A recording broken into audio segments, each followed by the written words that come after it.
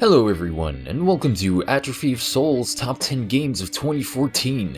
2014 will likely go down as one of the most controversial and divisive years in the history of this industry, due in large part to a gaming press that's about as odious as it is corrupt. As consumers continue to communicate their displeasure with the current media landscape, the gaming climate will likely continue to shape itself into something that is far more amiable and pleasant toward the very people who built this industry into what it is today. The complete and utter lack of respect for gamers by the gaming media has been an absolute travesty and must be ameliorated without fail in my view. I implore each and every one of you to continue using your voices, writing letters, and fighting for an industry where freedom of expression isn't stifled for the sake of political correctness, gender politics, or the hypocritical ramblings of authoritarian ideologues. The only way for this medium to continue to thrive and evolve is through the creativity, ingenuity, and artistry of game developers who aren't afraid to construct their unadulterated visions in spite of what the press may or may not find objectionable about their work. Despite the ongoing hostility between gamers and the press that purports to represent them, 2014 has been one of the more unusual years in recent memory when it comes to game releases. A wide variety of excellent games across various genres released this past year. However, many highly anticipated AAA games were met with relative indifference by consumers due to an overt lack of polish by developers. This in turn allowed some of the more obscure and eclectic titles to thrive almost completely unopposed, as AAA developers scrambled to distribute patches for many of their obviously unfinished titles. 2014 was a year for the obscure, inventive, and refined, and I'm hoping that this video is able to elucidate the particular reasons that these experiences captivated me specifically as we welcome the new year. Now that my little rant is over, I'd like to preface my top 10 by disclosing some of the restrictions I placed upon myself when compiling this list. Firstly, HD remixes, re-releases, remakes, rehashes, whatever you want to call them, were not to be included as a part of this video, as I felt as though including games that were released in the past was unnecessary and counterintuitive to a 2014 list. No one will ever look back at 2014 and think of it as the year that Kingdom Hearts 2 or Resident Evil 4 released, because for all intents and purposes it wasn't. They were repackaged and redistributed that year, but they aren't games of 2014 by my logic and shouldn't be treated as such. I also decided against including handheld titles as a part of the top 10 proper. This is not to say that handheld titles didn't warrant spots on the list, however for the sake of my own sanity I wanted them to remain in their own category separate from console and PC releases. By any means, for anyone curious about my favorite handheld titles, I will be outlining my favorites at the very end of the video, so be sure to check those out. Now without further ado, here are my choices.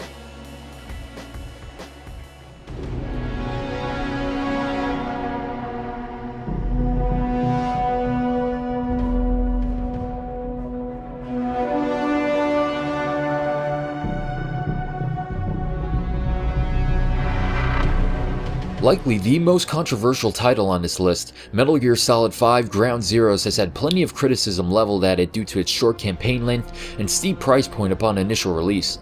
Much of the negativity harbored toward Ground Zeroes as a result of the bad business practices of Konami were indeed warranted. However, in spite of these missteps, Ground Zeroes is one of the most refined, addictive, and replayable titles that was released in 2014. For the first time in the entire Metal Gear Solid series, players are given an open world to explore and mission objectives to complete in any way that they so choose.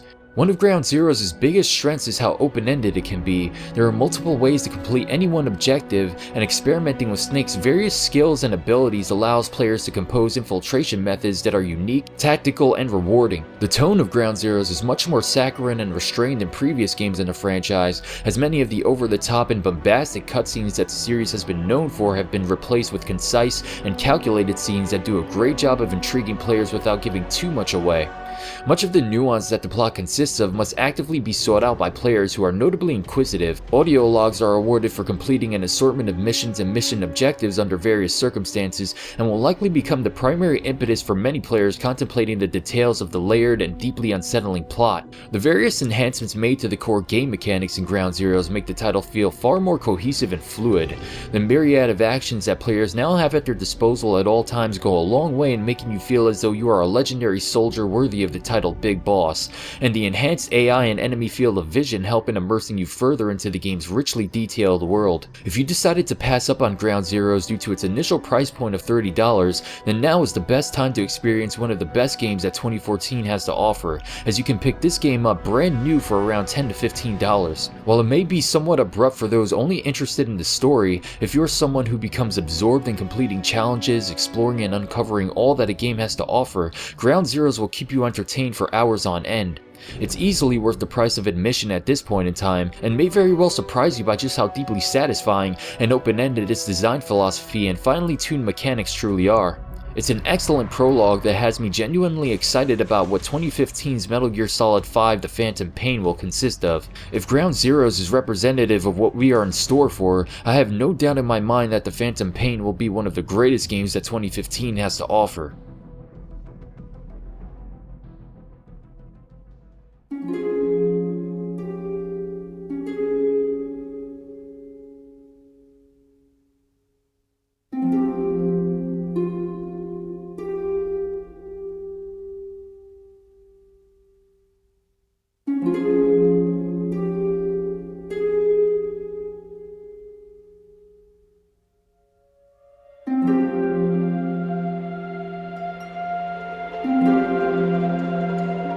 One of the few titles that makes the effort to reflect its very themes within its game mechanics, Dark Souls 2 is reminiscent to a nebulous fugue of fantasy that often permeate our most vulnerable and genuine thoughts.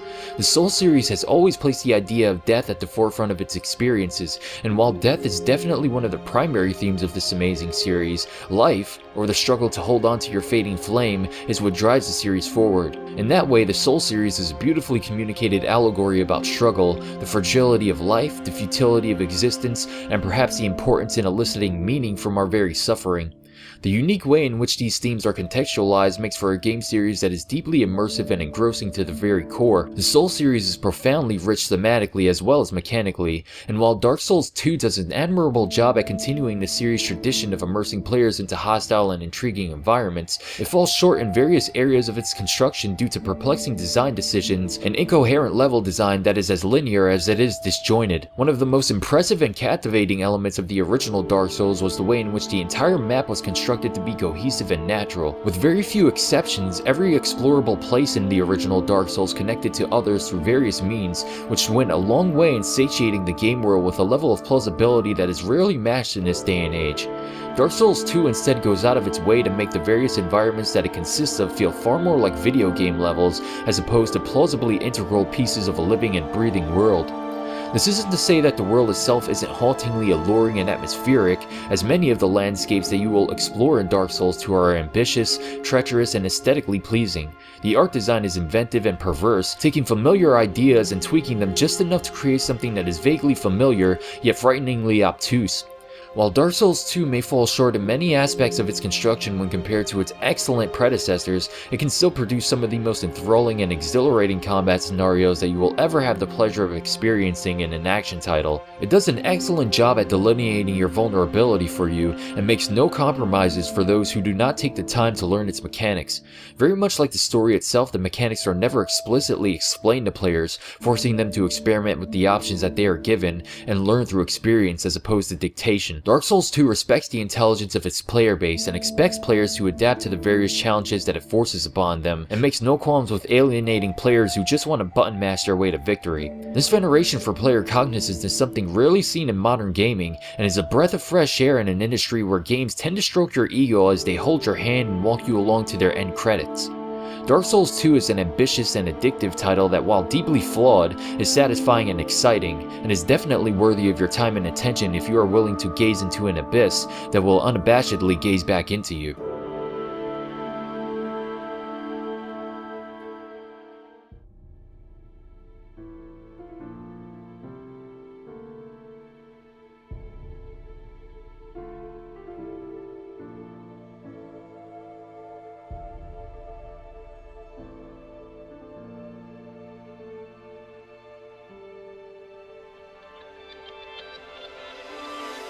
The last time that I was this genuinely surprised by the release of a licensed game, I was roaming the halls of Arkham Asylum choking out thugs in hot pursuit of the Joker. An amalgamation of Batman Arkham Asylum and Assassin's Creed, Middle-earth Shadow of Mordor successfully delivers a surprisingly satisfying, visceral, and engaging experience that is somehow able to evolve beyond its source material and stand on its own merits as an excellent video game through and through. The game introduces a captivating mechanic known as the Nemesis system, which keeps tabs on a player's interactions with specific adversaries and adjusts the world dynamic in accordance with player actions.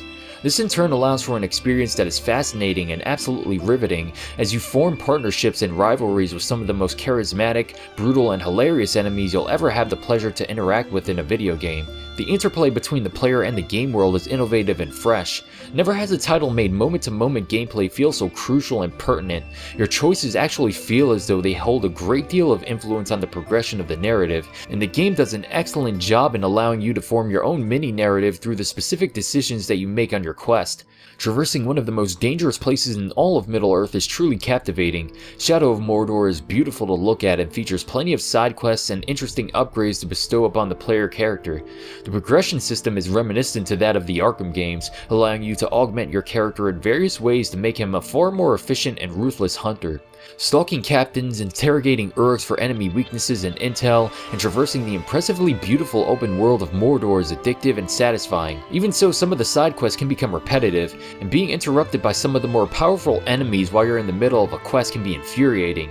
Yet paradoxically, this frustration only works to strengthen the game experience overall, as watching the enemy that ruined your well laid out plans level up and become more smug and arrogant as a result only gives you even more impetus to take him down a few notches by decapitating him later on in the campaign. The narrative in and of itself is capable of standing on its own without prior knowledge of Middle-earth lore. However, for those who are interested, there is plenty of backstory interwoven into the game's various menus and item descriptions to give you a feel for the Middle-earth universe. Middle-earth Shadow of Mordor is easily one of the best games to release this year, in spite of the controversy surrounding its release. It's a sad thing to see companies that are so lacking in scruples and integrity, especially when they've produced a product that is so well crafted. I almost decided to preclude this title from my list primarily because of the bad business practices exhibited by the PR company in regards to review copies. However, after playing through the game in its entirety, I couldn't in good conscience deny its overall quality. This game is definitely worthy of your time and attention, and shouldn't be missed if you love novel and well implemented game mechanics that are addictive and fascinating.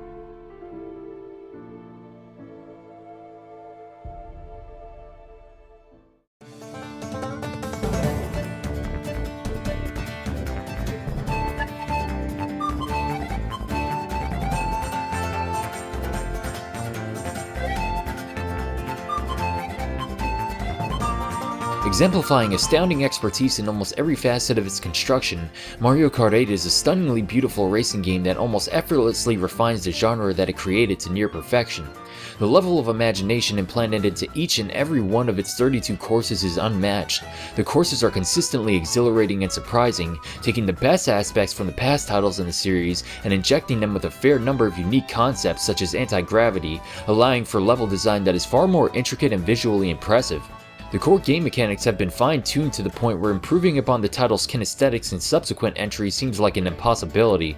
The controls are tight and responsive, and the game has been rebalanced so as to make races feel much more skill-based. In prior entries of the series, there was a pervasive sense that player skill took less precedence in the outcome of races than a player's sheer luck. There was a random factor that was likely most pernicious in Mario Kart Wii that could cause immense frustration if you were at the receiving end of a barrage of shells, bananas, and starmen. The random factor has been mitigated immensely, and almost every attack can be countered in one way or another.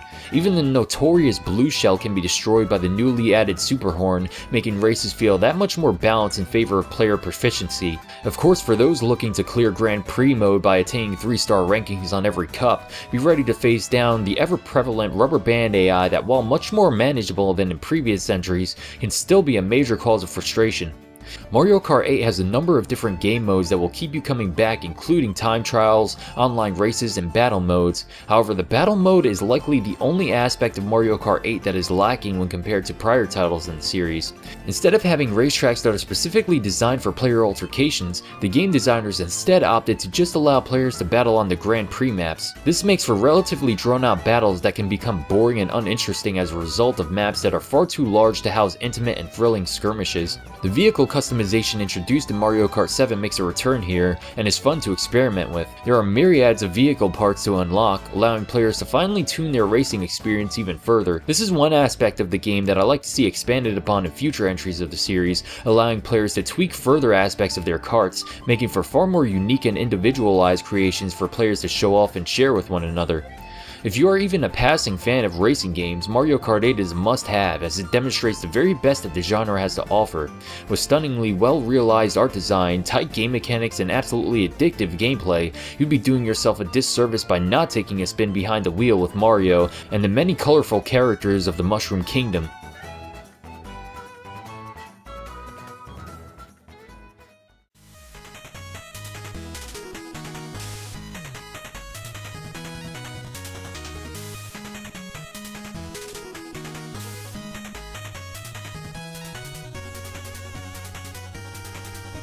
A brilliant pastiche that evolved beyond the sum of its parts to produce something wholly original and fresh, Shovel Knight is an excellent example of how sagacious game design is timeless in spite of graphical fidelity. Taking obvious inspiration from the golden age of gaming, Shovel Knight is essentially a classic game with modern sensibilities. It injects just enough creativity to distinguish itself from the classics that is so respectfully paying homage to, and never feels as though it's pandering to players for the sake of eliciting nostalgia. Featuring imaginative and inventive level design that rewards curiosity and quick reflexes, the gameplay on display here is simplistic yet complex, as Shovel Knight gains numerous abilities over the course of his journey to the Tower of Fate that help in allowing players to feel as though they're growing in tandem with Shovel Knight as levels become progressively more hostile and dangerous. Every level that players are tasked with traversing are unique, consisting of environmental hazards, enemies, traps, and obstacles that are rarely recycled, making for a gameplay experience that is consistently surprising and engrossing. By gathering treasure, completing tasks, and defeating bosses, Shovel Knight will be able to purchase specific items and abilities to help augment his maneuverability, defenses, and attack power. Taking some inspiration from the Soul series, upon death, players will lose a portion of treasure that they've gathered on their adventure. However, if players are able to make it back to the point where they met their untimely demise, they will be able to retrieve the riches that they once lost, incentivizing more cautious and methodical play. The world of Shovel Knight is vibrant and full of life. There's truly an endearing quality to the art design that goes a long way in captivating your imagination. Each of the characters that you encounter are charismatic and entertaining, and the story, while somewhat simplistic, is surprisingly poignant and charming in the way that it's presented. For example, Shovel Knight is still dealing with the pain of losing someone that he loves dearly, and instead of spelling out this fact explicitly through in-game text or cutscenes, the game places you in the mind of Shovel Knight himself as he dreams of his beloved Shield Knight falling from the sky. As Shield Knight falls, players are tasked with fending off a barrage of enemies with the sole intention of catching Shield Knight before she hits the ground. After taking down various enemies, Shield Knight will appear on screen, giving Shovel Knight a brief moment to finally reach out and catch her. Right before he can do so, he abruptly wakes from his slumber, puts out the fire that he was resting near, and moves on his journey. This means of contextualizing story through game mechanics is as elegant as it is touching, truly helping in elucidating Shovel Knight's intentions by allowing players to actually experience his sense of loss and regret through gameplay. This helps in forming a bond between the lovable knight and the player themselves quite effectively through a means that only this medium can provide. Shovel Knight is a game that honors the past while embracing the present. It's an experience brimming with personality and exemplifies everything that we love about video games. It's an experience that should not be missed, especially for those who grew up in the 8 and 16-bit eras of gaming. Featuring one of my favorite moments in gaming this year, I cannot recommend Shovel Knight enough, as it easily stands amongst the greatest platformers ever created.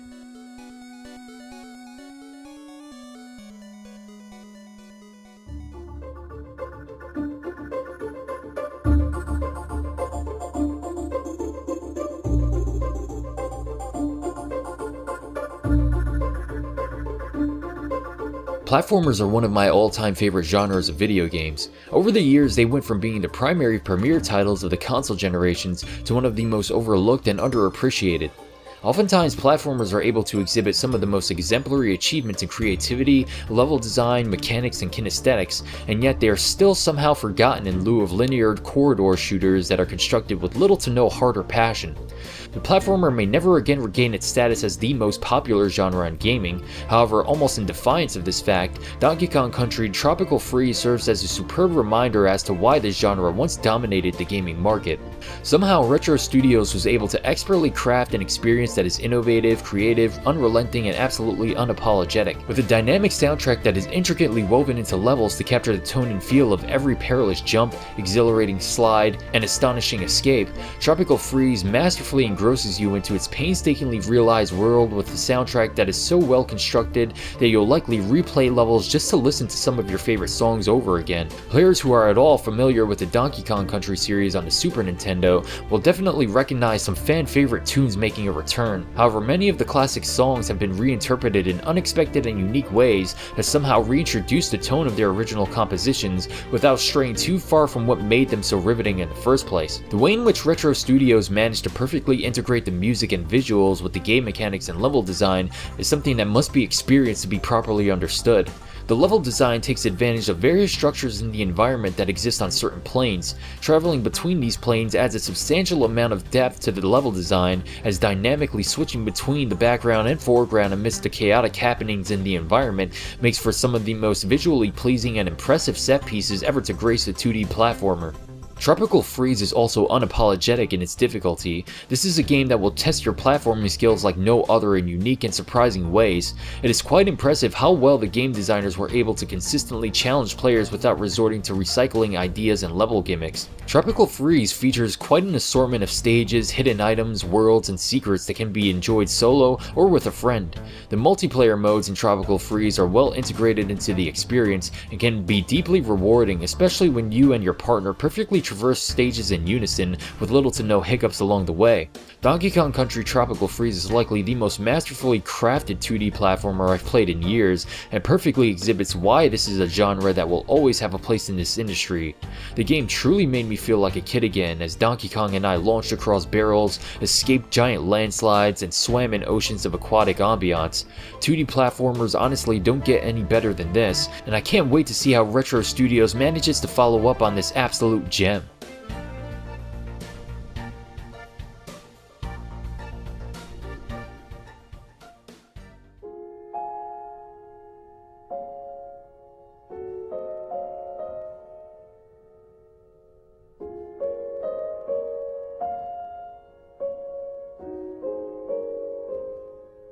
Shinji Mikami, the father of the survival horror genre and original creator of the venerable Resident Evil franchise, returns to the genre that he once defined with a warped, twisted, intense, and psychological thriller called The Evil Within. Taking obvious inspiration from many of the genre's most successful titles, The Evil Within provides a merciless experience that will punish players who aren't vigilant, aware, and prepared. By incorporating design elements many would find to be particularly archaic in this day and age, Mikami was able to craft a uniquely visceral and unnerving title that does a great job of subverting player expectations by existing in an environment that's in a constant state of flux. From the outset, The Evil Within toys with player perception as it hurls you into various scenarios that seem to be very loosely related at best. As the story unfolds over the course of the 12-hour campaign, the seemingly random and disjointed world and narrative begin to fit together like the pieces of a puzzle. Strewn about the environment are various audio logs, journal entries, and clues that elucidate the overwhelming number of questions that you may or may not have as the story continues to reveal itself. The narrative of The Evil Within is definitely perplexing initially, and may very well be written off as convoluted and esoteric by some. However, by the time you've reached the end of the game, you will have a genuine understanding of how the universe is constructed and what it is that may or may not have transpired over the course of the campaign. There are plenty of questions left unanswered in the end, but the overall story here is interesting, unsettling, and intriguing, and is very much worthy of experiencing in its entirety. The seemingly incoherent levels and environments that the story takes you to allowed the game designers to create treacherous and engrossing scenarios that will keep you on the edge of your seat at almost all times. The Evil Within isn't constrained to one motif and will consistently surprise you with just how creatively it's able to graphically depict the horrors of the human condition. Traversing the various settings of the game is often agonizing, as you can be killed with relative ease by almost anything in the environment. Beyond context-specific encounters, open combat is best avoided, as Sebastian is particularly vulnerable to attacks. Because of this, managing resources and conserving ammunition becomes a key component in surviving the vast number of pernicious scenarios that the game inundates you with. One of the most interesting things about the monsters of The Evil Within is their vulnerability to fire. Since Sebastian can instantly kill enemies that are laying on the ground with his matches, skilled players may very well attempt to exploit this vulnerability by luring enemies into groups that can be toppled with a single blast.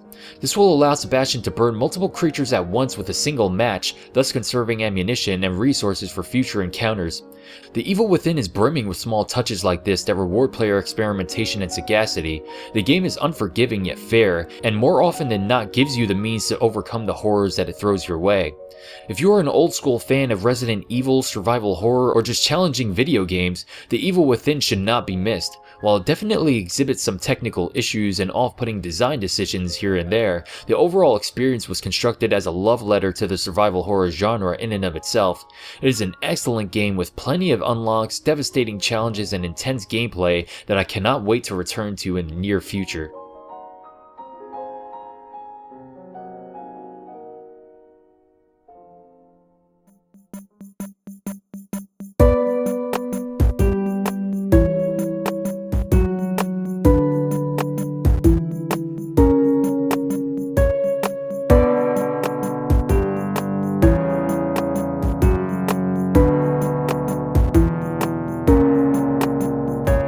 Every so often, a game comes along that completely subverts my expectations by overwhelming me utterly and completely with a sentimentality that I often forget that I possess. This is not something that I say passingly, but I was genuinely touched on a deeply personal level by Supergiant Games' masterfully crafted Transistor, and can genuinely say that it is one of my personal favorite games of all time. Following the story of Red, a famous singer who has somehow lost her voice and come into possession of the Transistor, players will traverse the magnificently realized city of Cloudbank, doing battle against a robotic force known as the Process, who seem to be expunging the city piece by piece. The narrative is purposefully vague yet deeply complex and layered, with a number of richly realized characters who feel three-dimensional and true to life. The story may be hard to grasp in its entirety throughout your initial run-through of the game, however subsequent playthroughs will help in further fleshing out the experience, leaving you with a highly introspective and resonant tale that is brimming with intricately woven emotion. Aesthetically, the game is a sight to behold, with beautiful art design, fluid animations, and an alluring style that infuses aspects of 40s dress with futuristic technology. Adding further atmosphere to the already striking visuals is an absolutely amazing soundtrack that is just as deeply complex as the game's narrative. There isn't a single song that feels out of place, and the way in which the soundtrack is integrated into the gameplay, especially during one particular boss battle, makes for some of the most unforgettable moments that you'll ever experience this year. Likely the most criminally underrated aspect of Transistor is its battle system that is deep, complex, and full of nuance.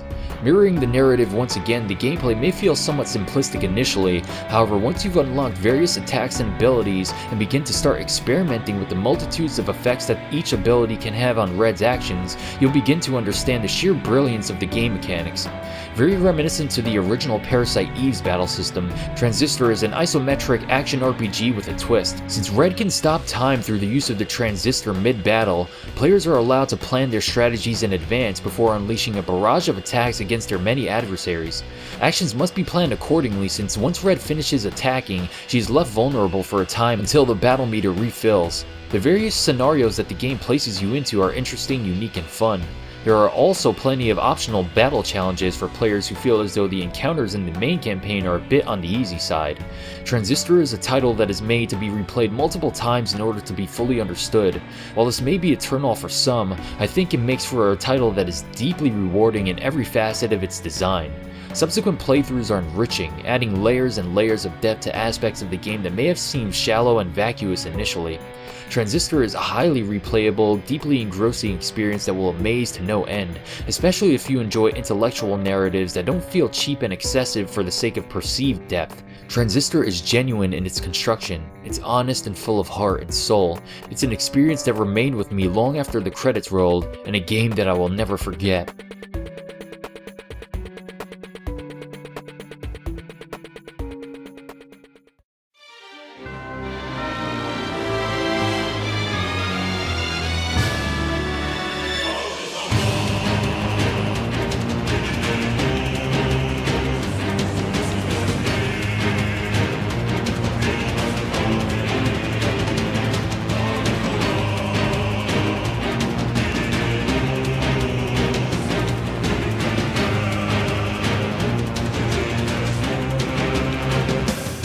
encapsulation of everything that makes video games great, Super Smash Bros. For the Wii U is far and wide the best entry into a franchise that has captivated both casual and hardcore gamers alike.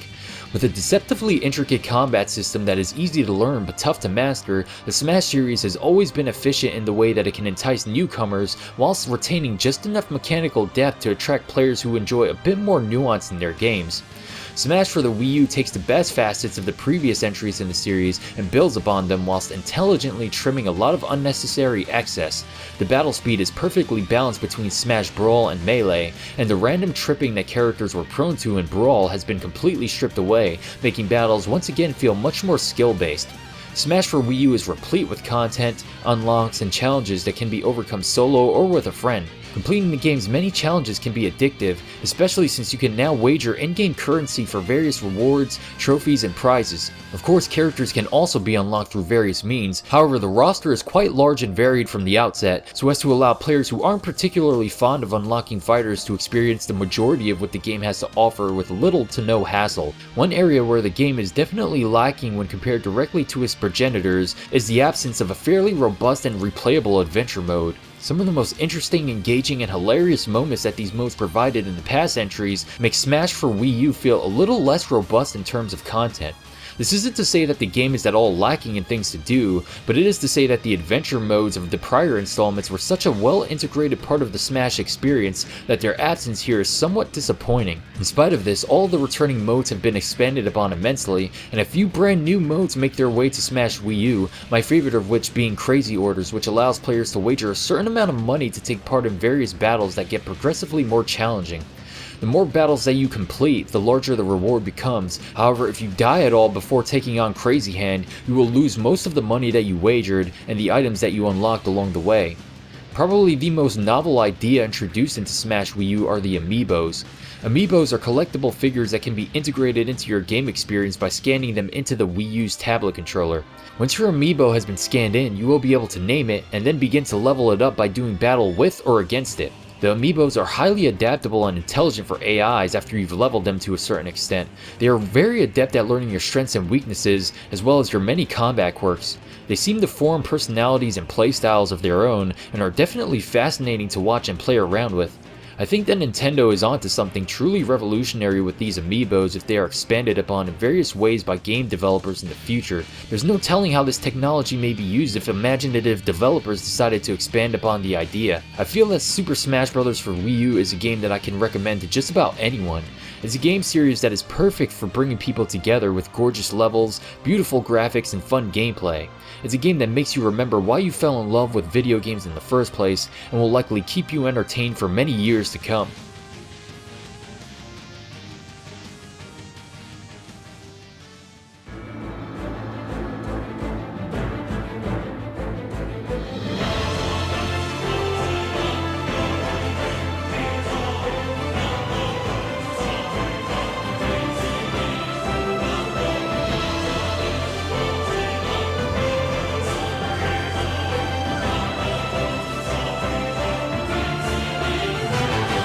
One of the most refined, deeply nuanced, confident, uncompromising, smart, and stunning video games that I have ever had the pleasure of experiencing in my entire lifetime. Bayonetta 2 isn't merely the best game of 2014, it is one of the greatest video games ever constructed, and masterfully reinvigorates a genre that has been in a rough state of decline since Dante bid us farewell at the end of Devil May Cry 4. By improving upon the Devil May Cry influenced combat mechanics of the original Bayonetta, Platinum Games has successfully created a sequel that is easily on par with the greatest titles that the genre has to offer. There isn't a moment in Bayonetta 2 that isn't brimming with adrenaline-inducing action and unmatched creativity. The game will assiduously place you into varied and interesting situations that require quick reflexes and fortitude to overcome. There is a wealth of mechanical potential on display here, as Bayonetta can perform a large variety of attacks and combinations that can all be extended by holding down corresponding buttons for specific durations of time. In addition to her almost endless move lists, weapons can also be switched on the fly and customized in quite a number of ways. Bayonetta can equip weapons to both her arms and legs, and depending on which limbs you decide to affix weapons to, Bayonetta's attack animations will change to reflect your choices. This allows for plenty of variety in terms of combat options, which goes a long way in enticing players to experiment with various weapon combinations tailor-made to their specific playstyles. In addition to the varied weapons and abilities, players have also been given complete control over Bayonetta's Umbran Climax.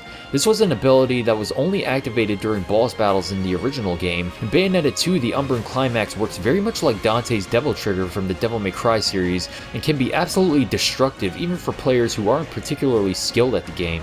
Bayonetta 2 also features a wealth of unlocks, including various costumes, missions, difficulties, and extra modes that add plenty of replay value to the already stellar experience.